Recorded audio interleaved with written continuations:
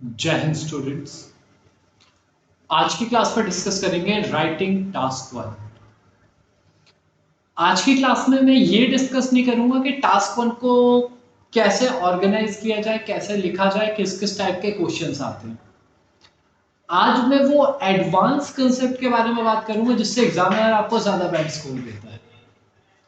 इसीलिए टाइटल भी है improve your band score bye 1 band. एक बैंड का स्कोर कम से कम अंतर आएगा आपके में। लेट्स से अगर आपकी राइटिंग है बैंड 5.5 की, तो 6.5 तक के लिए ये सारे क्राइटेरिया आपको फॉलो करना है। अगर आपकी राइटिंग है 6 की, तो बैंड 7 के लिए आप ये सारी चीजें फॉलो कर सकते हैं। अब इस बात का भी याद रखना है कि ये फॉर्मेट जो मैं आपको बता रहा हूं, ये जो कुछ टिप्स मैं आपको बता रहा हूं, ये फॉलो करनी ही है। साथ ही साथ आपको आपकी वोकैबुलरी का भी ध्यान रखना है। मतलब आज की क्लास में मैं वोकैबुलरी वाला पार्ट उतना ज्यादा टच नहीं करूंगा। तो what I am trying to make you clear here's कि इसके अलावा कुछ और चीजें भी हैं जिससे आपका बैंड स्कोर इंप्रूव होगा। मतलब जैसे अगर मैं कहूं कि करीब 10 12 15 चीजें हैं, तो उसमें से एक छोटा सा सेक्शन जो है वो आज की क्लास है। आज की क्लास में आपको इतना ओवरव्यू मिल जाएगा कि अगर आपको इंप्रूवमेंट करना है आपके टास्क 1 में, तो क्या क्या क्राइटेरिया हो सकते हैं जहां आपको इंप्रूव करना है। इंप्रूव कैसे करना है इसके लिए हम लोग और दूसरे लेक्चर्स में डिस्कस करेंगे। इन शॉर्ट आज मैं आपको एक ओवरव्यू दूंगा कि कहां कहां आपके इंप्रूवमेंट का स्कोप है। देन अपकमिंग वीडियोस में हम लोग ये सारी चीजें सीखेंगे कि इन पर्टिकुलर क्राइटेरिया को यूज कैसे किया जाए स्कोर इंप्रूव करने के लिए। तो ध्यान से देखना। हाँ, सबसे पहले जो मैं आपको एक बताऊं कि इस फॉर्मेट में आप लिखना स्टार्ट कीजिए। Adjective plus noun. जब आप इस फॉर्मेट में आपकी इंफॉर्मेशन लिखेंगे तो एग्जामिनर पे ज्यादा इफेक्ट पड़ता है। फॉर एन एग्जाम्पल मैं एक क्वेश्चन की हेल्प से आपको समझाता हूं। जैसे ये एक बार ग्राफ है। Let's say its values are 20, then a 40, then here it goes a 65। मैं कुछ डाउन भी ले लेता हूं, नहीं तो दूसरे फिगर ना बनाने पड़े, एक ही में काम हो जाए, इसीलिए मैं डाउनवर्ड फिगर भी ले लेते हैं। Let's say 35। मैं रैंडम नंबर मार्क कर रहा हूँ। हाँ, 15। ये तो समझ में। एडजेक्टिव प्लस नाउन के फॉर्मेट में जब आप लिखेंगे तो आप सिर्फ ये नहीं बता रहे हैं कि कोई चीज इंक्रीज हुई है या कोई चीज डिक्रीज हुई है, आप साथ में ये भी बता रहे हैं कि कितनी इंक्रीज हुई है और कितनी डिक्रीज हुई है। अब इससे क्या फायदा होगा? आपको लेक्सिकल का स्कोर तो मिल ही गई, क्योंकि आप इसमें एक एक्स्ट्रा वर्ड लिख रहे हैं एडजेक्टिव का। साथ ही साथ आपके कोहेजन कोहेरेंस पे भी इस बात का फर्क पड़ेगा कि एक सिस्टमैटिक ऑर्डर बनेगा। Late me give you an example. कहां गया पॉइंटर? हाँ, हियर इट इज। कि अगर आप 20 से 40 पे जा रहे हैं, देन 40 से 65 पे जा रहे हैं, तो ऑब्वियसली एक सिस्टमैटिक ऑर्डर ही है, राइट? तो कई मायनों में एडजेक्टिव आपको कोहेजन कोहेरेंस के स्कोर में भी हेल्प करेगा। अब जनरली स्टूडेंट्स ये नहीं समझ पाते कि कोहेजन कोहेरेंस का स्कोर होता क्या है और ये कैसे इंप्रूव होना है। बेटा इस चीज की आपको चिंता करने की बिल्कुल जरूरत नहीं है। ये चिंता करने का पार्ट मेरा है। कोहेजन कोहेरेंस का कैसे स्कोर बनेगा इस बारे में आप परेशान मत हो, क्योंकि देखो ये बात मैं समझ रहा हूं। एज अ स्टूडेंट आपकी प्रायोरिटी ये नहीं है कि आपको आईएलटीएस पे रिसर्च करना है, आपको एग्जाम क्लियर करना है, यूनिवर्सिटी जाना है बस। लेकिन एज अ टीचर मेरी क्या प्रायोरिटी है कि आपका बैंड स्कोर अच्छा आना चाहिए। तो मैं ये तमाम चीजें रिसर्च करता रहता हूं कि कोहेजन कोहेरेंस का स्कोर कैसे बढ़ेगा, क्या होता है, क्या नहीं होता है। अब इतनी सारी चीजें एज अ स्टूडेंट पढ़ने की जरूरत आपको नहीं है।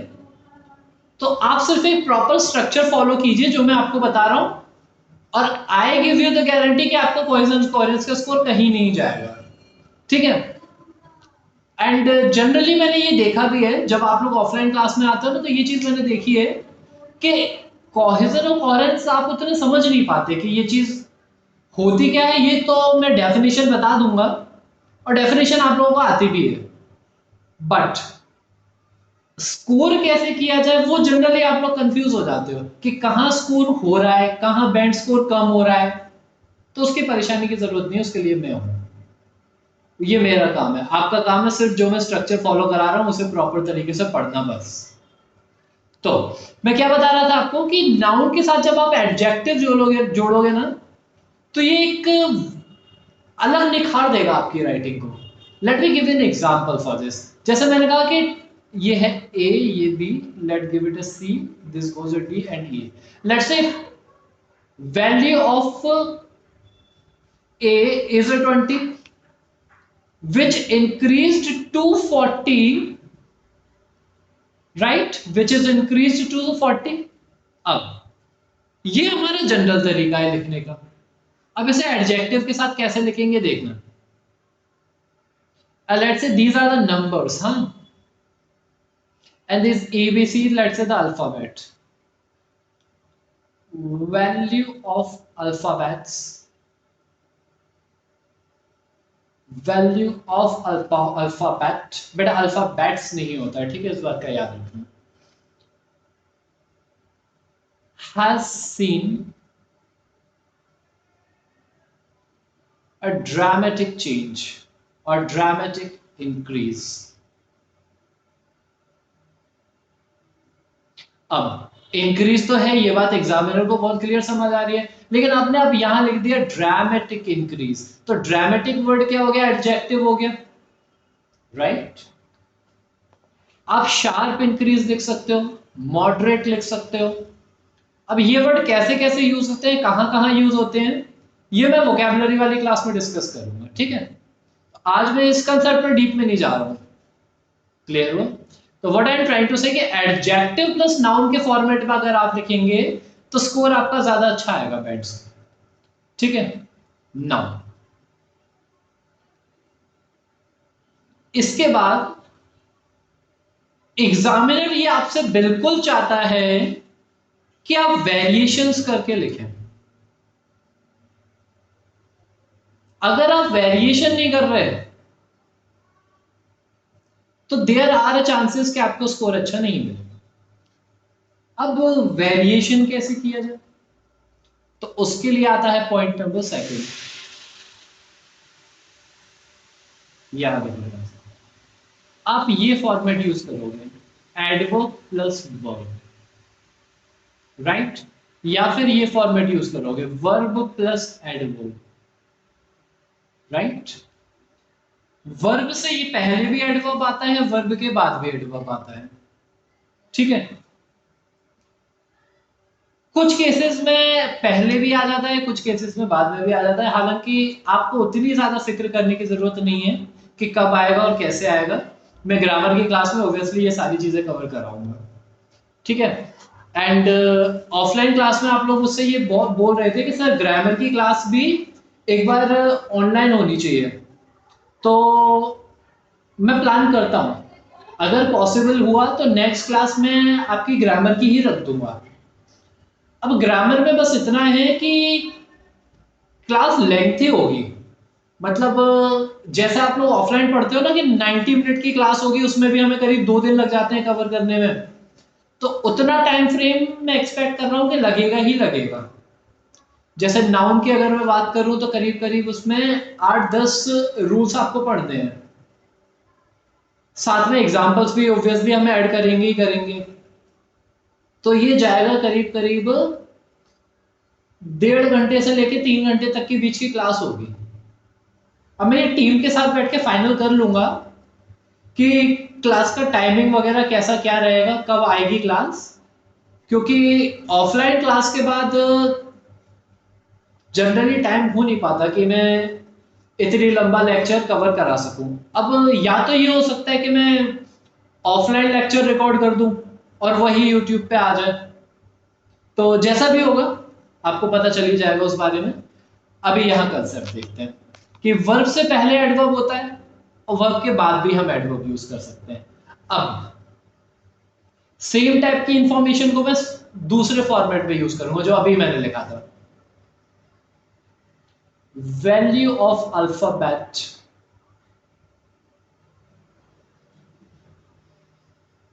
Has changed suddenly. इस बार मैंने दूसरा वर्ड यूज कर दिया, सडनली। तो ये चेंज्ड क्या है? वर्ब है, तो ये सडनली क्या हो गया? एडवर्ब हो गया, right.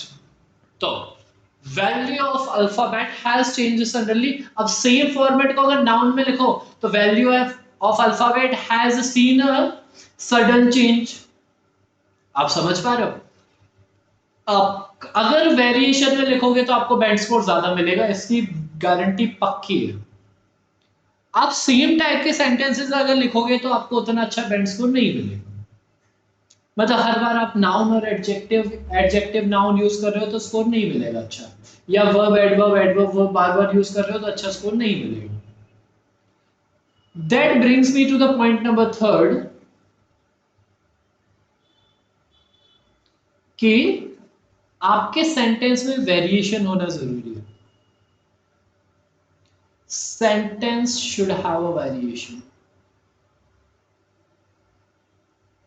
Sentence should have variation. अब वेरिएशन कैसे आता है तो समझना ध्यान से।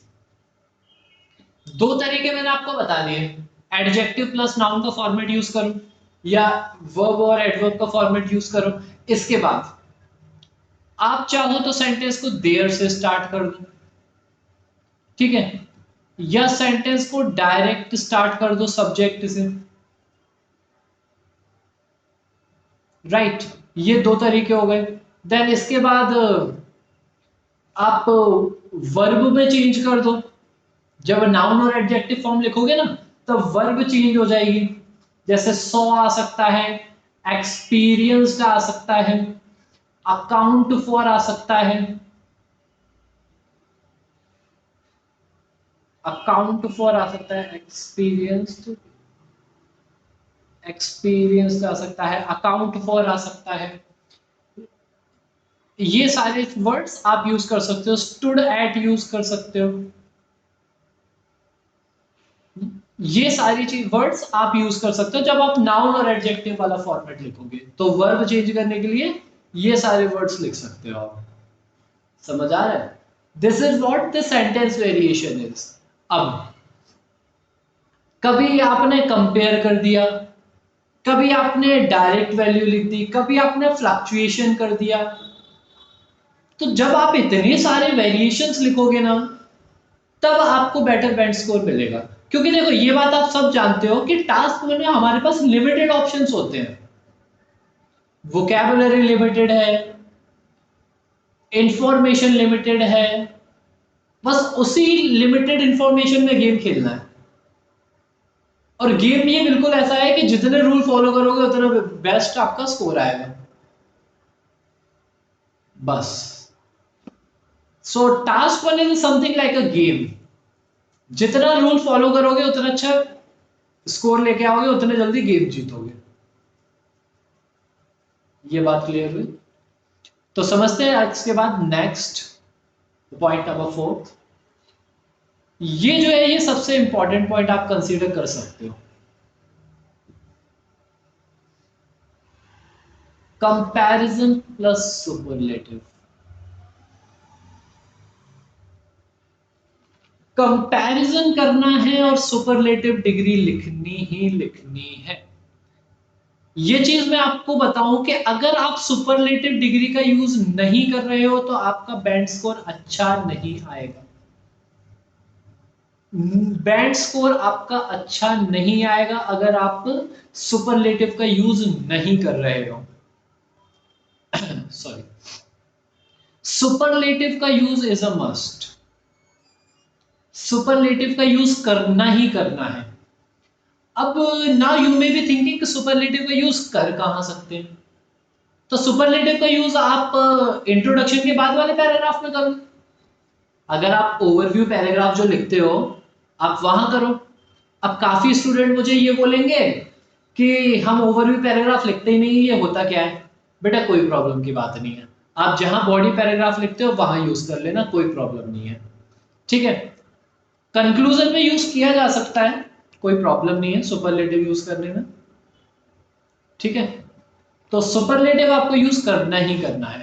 बेटा कंपैरेटिव डिग्री जितनी ज्यादा यूज करोगे उतना बेंड स्कोर इंप्रूव होगा। सुपरलेटिव यूज कर लिया, अब इंफॉर्मेशन को कंपेयर करो। अब ये कंपेयर कैसे करना है, इसके लिए मैं एक अलग सेपरेट क्लास बनाऊंगा, पूरा एक सेपरेट लेक्चर बनाऊंगा उसके लिए मैं। ठीक है, मतलब वो लेक्चर जाएगा करीब करीब 20-25 मिनट का लेक्चर जाएगा वो। जो लोग ऑफलाइन क्लास में पढ़ते हैं वो लोग समझ रहे होंगे इस बात को कि वो ऑफलाइन क्लास में भी करीब करीब 15-20 मिनट तो हमें लग ही जाते हैं वो कंपैरिजन और सुपरलेटिव को वेरिएशंस में लिखने के लिए। तो यहाँ ऑनलाइन में भी मैं आपको दे दूंगा वो लेक्चर। ठीक है, तब तक के लिए ये समझना कि कंपैरेटिव डिग्री जो है वो लिखना जरूरी है, सुपरलेटिव भी लिखना बहुत ज्यादा जरूरी है। तो जैसे मैंने कहा कि यहाँ सुपरलेटिव क्या होगी, तो 65 सुपरलेटिव हो जाएगी, 15 भी सुपरलेटिव हो जाएगी। सुपरलेटिव है क्या? हाईएस्ट पॉइंट, लोएस्ट पॉइंट, समझ रहे हो? क्लियर? देन बाकी की कंपेयर हो जाएंगी, ये ए बी से कंपेयर हो जाएगा, देन बी सी से कंपेयर हो जाएगा, सी डी से कंपेयर हो जाएगा, डी ई से कंपेयर हो जाएगा, बात खत्म। इतना सा गेम है बस, समझ आ रहा है? आई होप चीजें क्लियर हो रही होंगी आपको। इसके बाद आते हैं रूल नंबर 5 पे। Not a rule number 5, I would say point number 5। मतलब ये तो मैं बेसिक डिस्कशन बता रहा हूँ, इन डेप्थ बताता तो मैंने रूल बोलता। तो सेंटेंस कनेक्टर जरूरी है बेटा, सेंटेंस कनेक्टर्स का यूज करना ही पड़ेगा। सेंटेंस कनेक्टर यूज इसीलिए करना पड़ेगा क्योंकि ये आपके कोहेजन कोहेरेंस के स्कोर में हेल्प करेंगे। अभी मैंने बात की वोकैबुलरी यूज करना है वेरिएशन करके, देन वेरिएशन का मतलब मेरा ग्रामर से भी है, राइट? तो जब आप वोकैबुलरी वेरिएशन कर रहे हो, ग्रामर वेरिएशन कर रहे हो, अगर पूरा क्वेश्चन दिया है उसे पूरा का पूरा लिख रहे हो तो टास्क अचीवमेंट आपका बन रहा है। एक क्राइटेरिया जो छूट रहा है दैट इज कोहेजन कोहेरेंस। इसके लिए मैं आपको बोलूंगा कि सेंटेंस कनेक्टर यूज करना ही करना है। सेंटेंस कनेक्टर अगर आप यूज कर रहे हो, कोहेजन कोहेरेंस का स्कोर आपको बिल्कुल मिलेगा, पक्का मिलेगा। अब सेंटेंस कनेक्टर कहाँ यूज करें, किस तरीके से यूज करें? बेटा जहां आप नया पैराग्राफ यूज करोगे उससे पहले एक सेंटेंस कनेक्टर डाल देना। ठीक है, क्लियर हो? या फिर सेंटेंस कनेक्टर को कोहेसिव डिवाइस भी आप बोल सकते हो, तो कोहेसिव डिवाइस डाल देना। ठीक है, otherwise you will be saying के सेंटेंस कनेक्टर कोहेसिव डिवाइस, दो अलग अलग चीजें होती हैं, तो आप कोहेसिव डिवाइस बोल दो, वो यूज कर लेना। ठीक है, अब इसके बाद the point number 6, again the important point,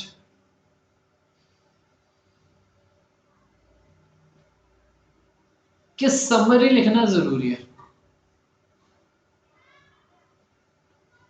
plus broad detail लिखना जरूरी है।